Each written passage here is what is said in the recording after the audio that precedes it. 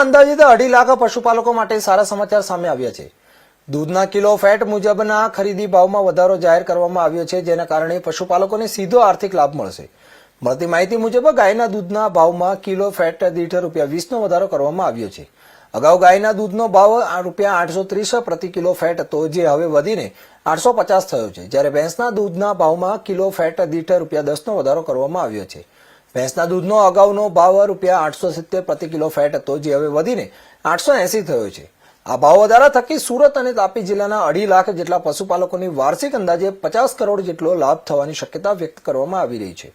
દૂધના ભાવમાં થયેલા આ વધારાને લઈને પશુપાલકોમાં ખુશીની લાગણી જોવા મળી રહી છે।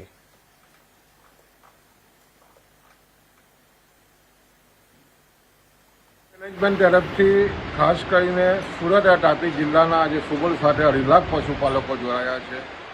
એને જ્યારે આજે હોળી અને ધૂળેટીનો તહેવાર શરૂઆત થઈ ગઈ છે, એ દિવસોમાં દૂધ અને ખાસ કરીને ભેંસ અને ગાયના દૂધના ભાવમાં વધારો કરવામાં આવ્યો છે।